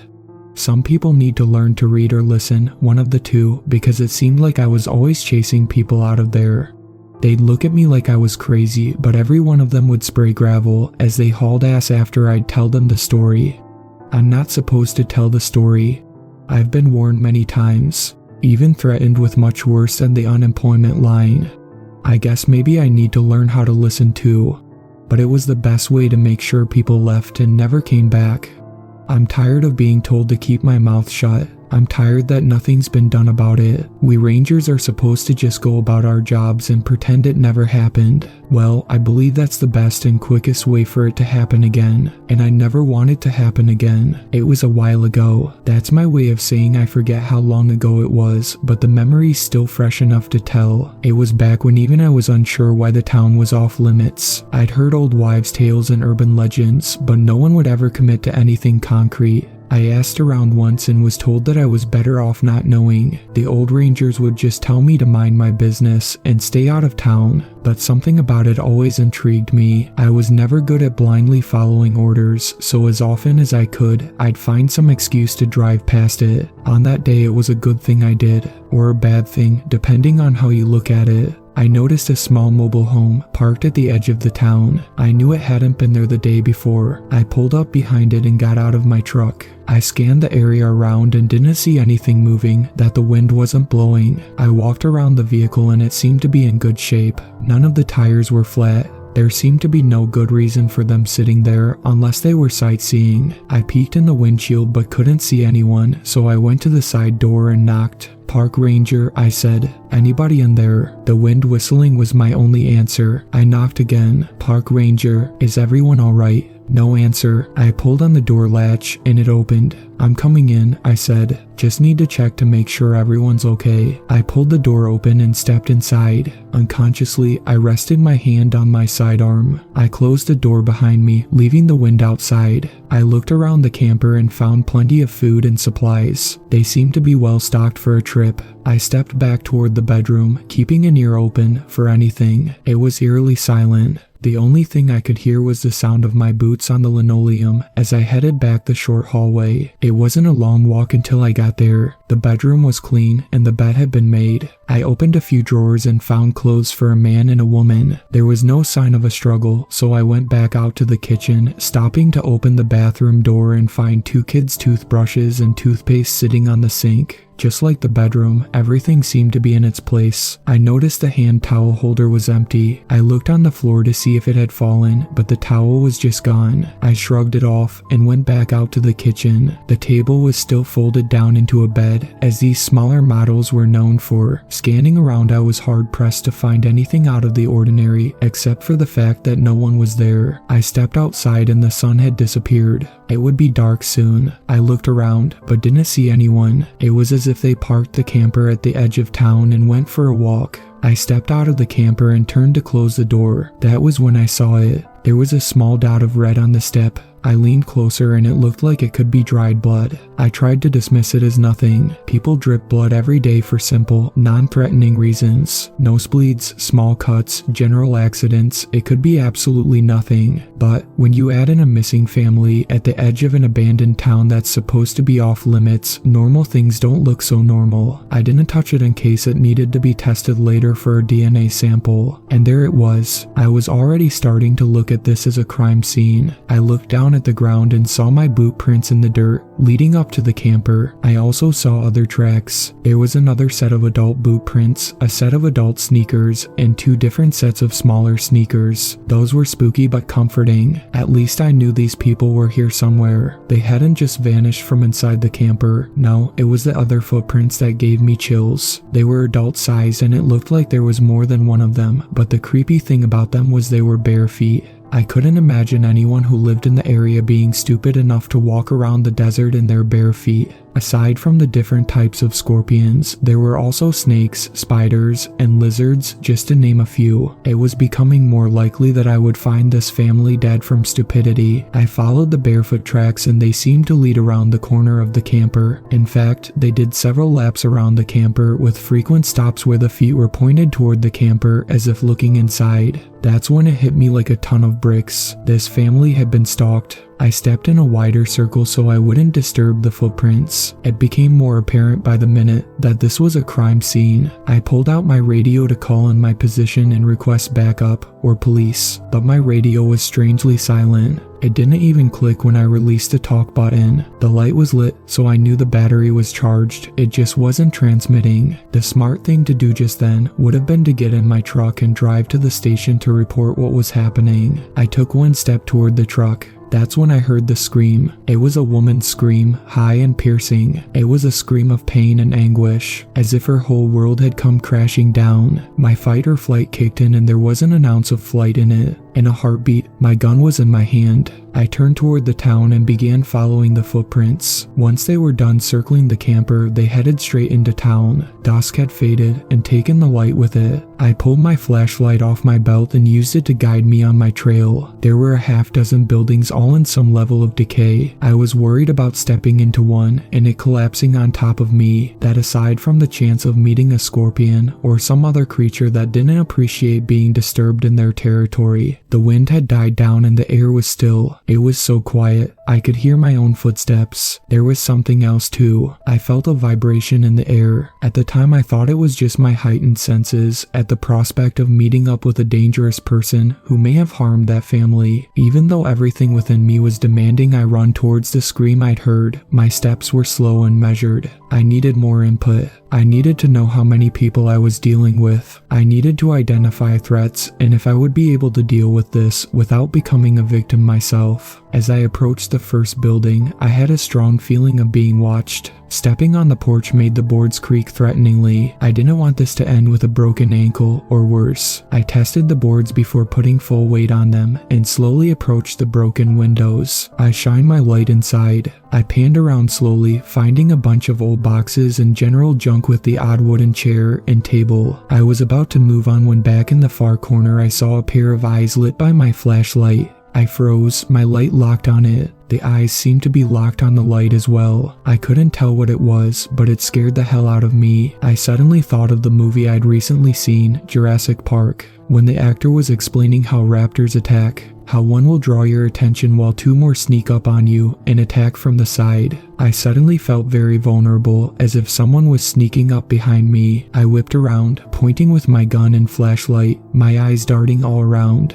But I couldn't see anything. I shined my light back inside, but the eyes were gone. This didn't comfort me. In fact, it did the opposite. I was in a panic. I felt like I was surrounded, and they were just toying with me. I didn't even know who they were. I took a few deep breaths to get myself under control. I knew panic led to bad decisions, and I couldn't afford any bad decisions out here on my own. I shined my light back toward the camper and saw a shadow dart out of the light. I knew it was all or nothing. There was no backing out. I was being hunted, just like that family had been. I didn't know what was hunting me, but it didn't matter. Whoever or whatever, it was dangerous. Focus, I told myself. Stay on your toes, remember your training. Even though my training also said don't get yourself in a bad situation, it was already too late for that. Something was near the camper. I still had no idea if this family was dead or alive. The only things I had to go on were mysterious footprints and a scream. It was the stuff of every horror movie ever made.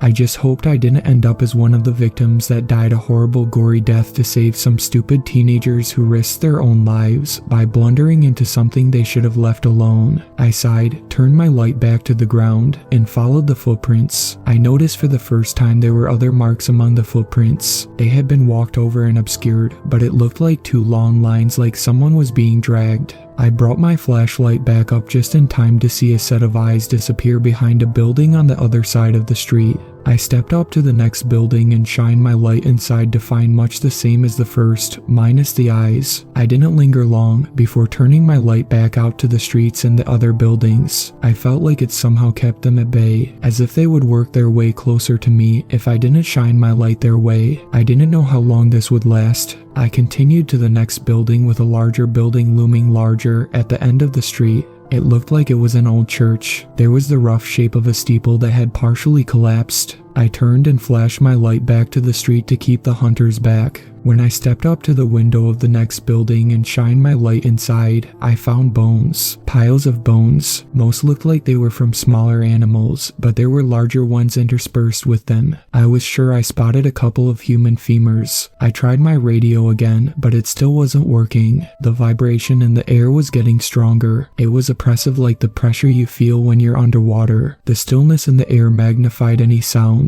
I could hear the footsteps of someone behind me, though when I turned, I couldn't see anyone. I left the bone storage building and headed for the last building at the end of the street, the church. I walked up to the doors, and they were very plain. 2 wooden doors, no Gothic architecture, no cross, just a couple of wooden doors that looked like they were about to fall off their hinges. I hesitated, turned, and looked back down the street. I knew they were there, but couldn't see them. This was where they'd been hurting me all along. I held my gun and flashlight at the ready, knowing I was in for a fight as soon as the doors opened. I took a deep, cleansing breath, then shoved the doors open. I shined my light all around, my eyes darting to all the dark corners. Except, they weren't dark. There were candles lit all around. It was quite beautiful. It was also quite empty. There was no one there. Even empty and well lit, it gave off a creepy vibe. Why do empty churches always do that? You would think it would be the opposite. My senses went on high alert. I didn't trust it. It must be a trap. As I continued to scan back and forth, looking for any hiding spots among the pews, I noticed there was one person there, in the first pew, bent over so I could barely see them. I slowly made my way forward, head on a swivel as I approached the lone figure. When I was nearly there, it looked like they were barely breathing. I came around in front of the creature and aimed my gun. She looked up at me. She was naked and her hands and mouth were bound. As soon as she saw me, she started screaming into the gag in her mouth. She was screaming so hard her face turned red. I reached down and slid the gag off her mouth. "It's a trap," she screamed. I looked up and saw my worst nightmare. There were creatures, dozens of them. Each one looked vaguely human, but they were deformed. There was one that had one healthy arm and a second that was shriveled up. One had only a single leg but still managed to hop toward me. Another had no legs but used its arms to crawl on the floor. None of them had a full set of teeth, but they all had a look of hunger and rage in their eyes. They came from everywhere. Some even crawled their way down from hiding places in the ceiling like some horrific Spider-Man. They swarmed toward the front of the church. I looked around for anywhere to go, anywhere to hide, when I locked eyes on a door that looked like it was a closet. "Come on," I said, grabbing her arm and dragging her over to the door. "No, I can't. Please don't make me," she said, tugging against me. "We go in here or we die," I said, cutting the ropes around her wrists and putting my jacket over her shoulders. She reluctantly came along with me as the horde of creatures was nearly on us. "Quick," I said, opening the door and shoving her through. I slammed it shut behind me, taking out my knife and jamming it into the wooden doorframe to keep it shut. I turned and nearly ran her over. She hadn't moved. She was standing there staring into the dark. I shined my flashlight in front of us and saw a rickety staircase descending into the darkness. "Please don't make me go down there," she whimpered. "We don't have a choice," I said. "They'll be through this door soon." The pounding had gotten louder. She turned toward the door, then pulled my jacket closer around her and took a deep breath. I stepped around her and led the way, shining my light all around trying to make sure we wouldn't run into any surprises. The boards creaked menacingly with every step I took. I couldn't see what was underneath but had no desire to find out the fast way. I looked back and she was still staring down. I held my hand out and she slowly took one step, then another. Her bare feet were filthy. I wondered if she was getting splinters as she took each step slowly and gingerly, as if walking on hot coals. After she had taken a few steps, I turned back to guide our way. The stairway was long and attached to an uneven stone wall. At some points, it jutted out far enough I had to squeeze around to get to the next step. It was getting colder as we descended. I started missing my jacket but knew she needed it more. The spiderwebs weren't helping my anxiety either. I wondered if they were made by the deadly breed. I glanced back and saw she was still working her way down the stairs. When I looked forward again, there was a creature coming up the stairs toward me. I didn't think, just reacted. I barely had the gun pointed until I fired. The creature fell back with shock frozen on its face and tumbled down the stairs. I instantly regretted my action as my ears were already ringing from the gunshot in such an enclosed place. I turned around to check on her, but she was curled up in the fetal position sitting on a step, ears covered, rocking back and forth. "It's okay," I tried to say, but my voice sounded strange. "I guess temporary deafness will do that." At least I hoped it was temporary. She didn't look at me. I was unsure if she had heard me, so I touched her shoulder and she immediately recoiled and climbed several stairs, backing away. I bent down to her. "Look, I know you're scared. I would be too, but if we're going to get out of this, we have to do it together. If I'm going to have to check on you every few steps, we'll be helpless if another one of those things attacks. I don't want to go down there," she stammered. I looked ahead and then back at her. "We have no choice." I turned and started down the stairs again.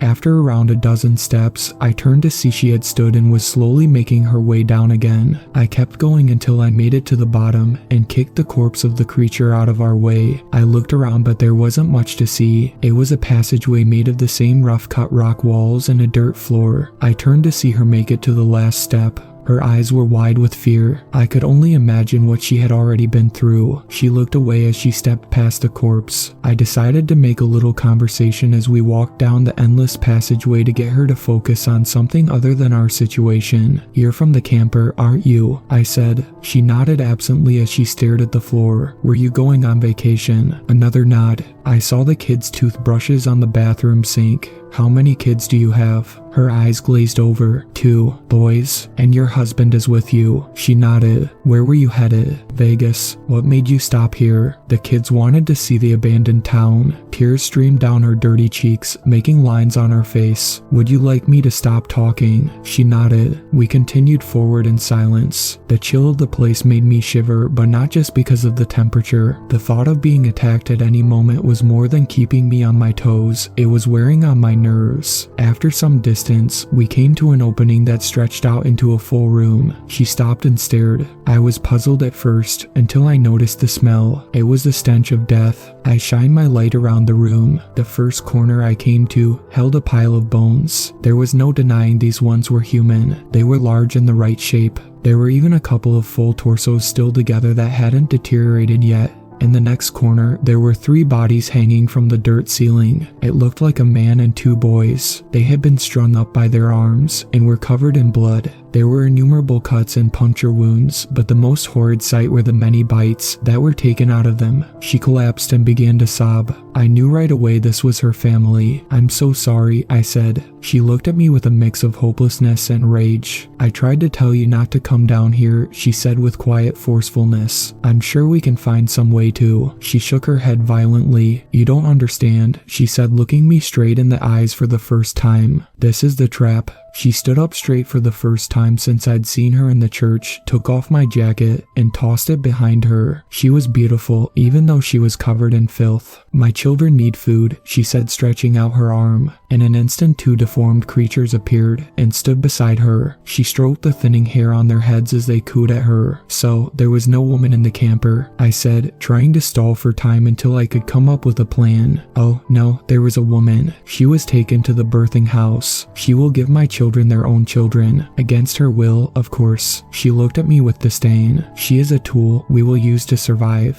just like my ancestors were treated as tools to be used in the mines." I glanced around the room and saw several more creatures emerge from the shadows and advance slowly toward me. I knew I was trapped. My mind scrambled for some plan, any plan to escape the horrors that waited for me. I glanced at the 3 bloody, mangled bodies dangling from the ceiling and knew that would be my fate. I made my decision and didn't hesitate to implement it. In a flash, I drew my pistol and shot her in the forehead. The sound was still echoing when I started to run back to the passageway I had come from. I hoped that the shock of seeing their mother die would give me a head start before the horde of creatures hunted me down and tore me to shreds. Time seemed to move in slow motion. I felt like I was running underwater. Every move, every step seemed incredibly slow. I knew they would catch me. There was no doubt in my mind. It was only a matter of time. The only thing that kept me from giving up was the sheer will to live. I swung the flashlight as I ran, making shadows jump and fly around.